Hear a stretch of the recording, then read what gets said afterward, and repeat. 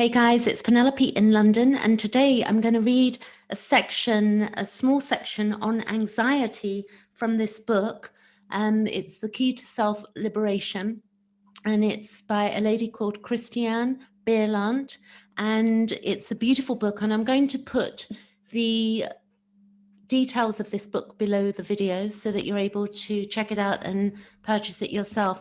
You may recall years ago somebody called Louise Hay who wrote a really small book, and it was called You Can Heal Your Body, and it was very small. This book is packed with just fabulous stuff, so there's no comparison to Louise Hay on this one, but the idea that the mind will create bodily conditions. We know that when we go into anxiety, the heart rate beats faster and we go into panic attacks and things like that. So anxiety, to understand the cause, is really important.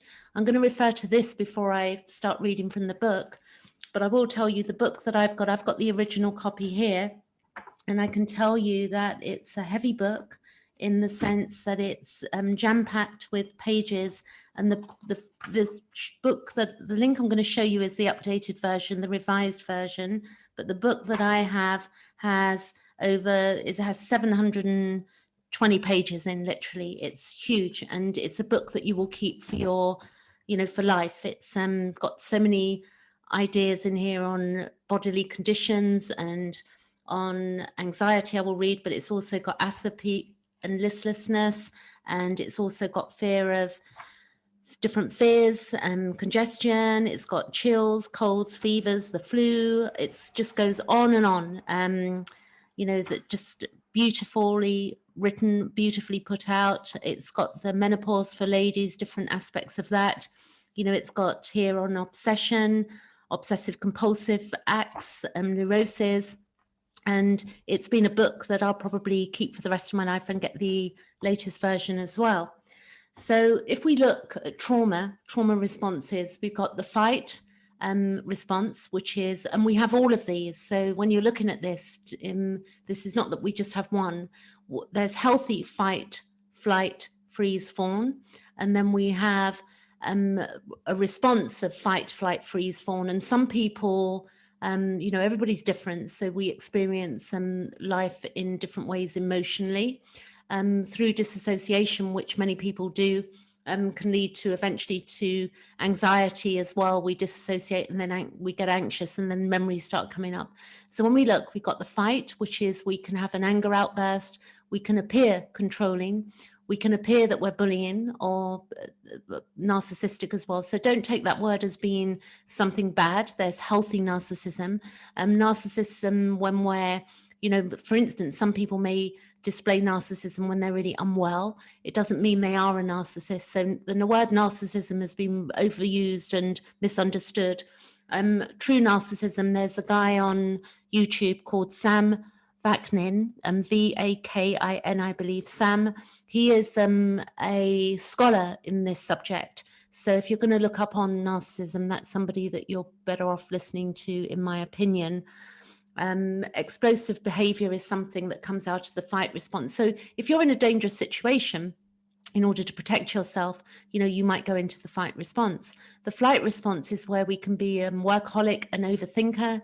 We can have anxiety, panic, and OCD, difficulty sitting still, and perfectionist. And again, some of us are that way as a disposition. It doesn't mean there's something wrong with us. So we have to really work out what works for us and not in life, and we can see that in the reactions we have with people. And then there's the healthy flight, which would be, certain times one will be in the healthy side of that. The freeze in trauma would be difficulty with decisions, feeling stuck, disassociation, isolating, and feeling numb. And then the fawn would be almost like codependent in ways. It's where we will be a people pleaser, lack of identity, no boundaries, overwhelmed, and codependent. And this stuff generally comes from childhood imprints, which then overtakes our lives, and we, don't know how to deal with it. So on PTSD, complex PTSD, you want to look at Pete Walker, complex PTSD, from surviving to thriving. But what I would say now is we were going to read from this book here, and I'm reading Anxiety, and it's on page 108. So this is what Christiane says about anxiety. And it says, anxiety is a signal from your living self-center to stimulate you to come to even more onto the path of life, to make some correction inside yourself. In the first place, arrive at a greater love for yourself, your content, your body. Second, believe in that immense power center that is inside you. Third, become aware that you have your life in your own hands. And she suggests here that read part 1. And also she says, don't live too much in the spirit, in the head. Anxiety tells you to stay very close to your living eye, being your body on the earth. So I'll read that bit again. Don't live too much in the spirit, in your head. So you don't want to be too much in the spirit, in your head. You want to get connected to the earth. So when we're in anxiety, we're not grounded.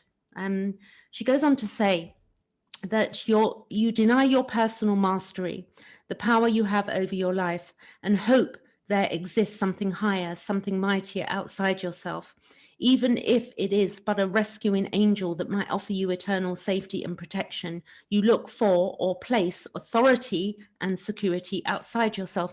So we might realize that when we get anxious, we want, some savior type figure to save us as well, that we don't think we have control over our, being at that point in time, particularly with anxiety, panic attacks.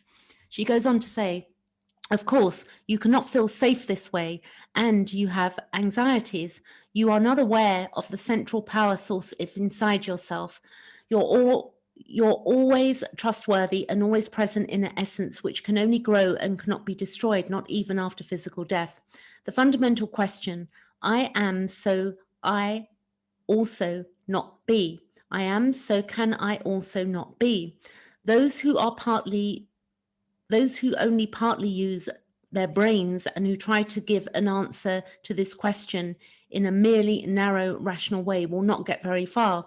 You will find yourself standing out in the cold if you close yourself off from the deepest intuitive self, from the basic consciousness that lies behind three-dimensional existence and constantly feeds our present body.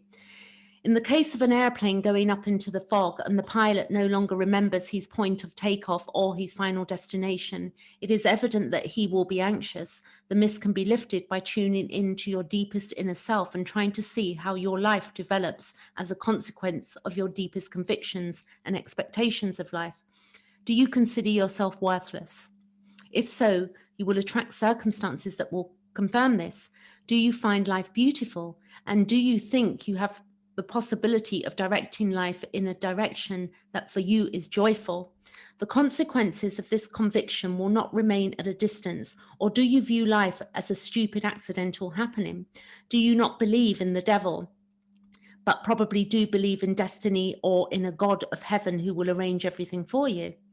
No, all sorrow and misery in the world are a consequence of humanity being unconscious.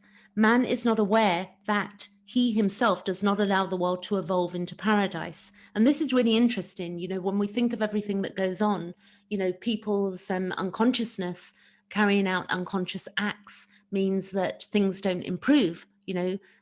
Similar things go on in families. This is me talking not from the book, but things go on in families and in societies and in cultures that no longer work and that could be evolved and make the world a better place, but we stay stuck in this unconsciousness. This is what Christiane is saying in so many words. I'm not saying that that's exactly what she's saying, but this is what I'm understanding from reading. This is because he doesn't believe in his own fundamental goodness and doesn't realize how he himself can consciously direct life by changing his convictions and thinking patterns.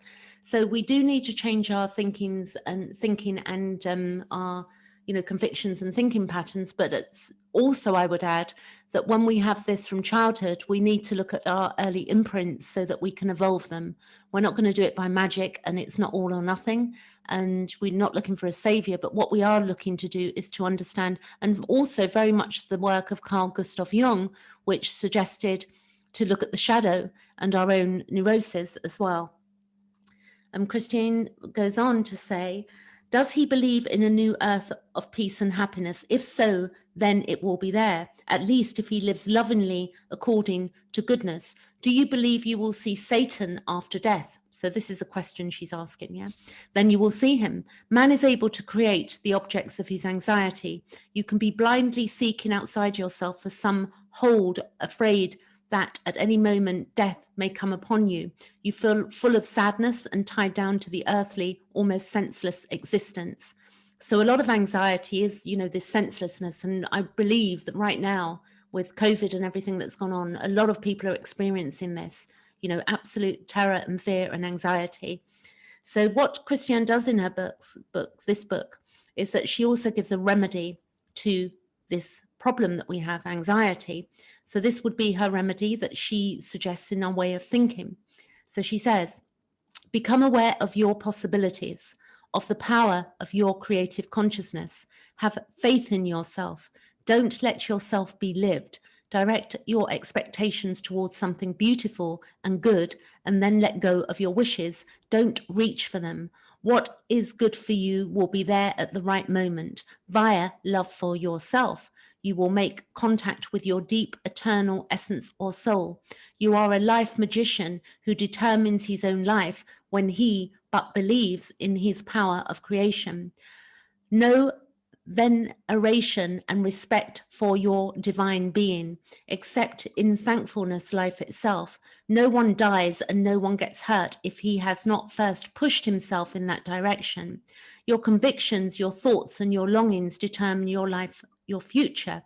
Our earthly globe is not an accident. All matter, all living beings are constantly being fed and created by the consciousness power that lies behind it.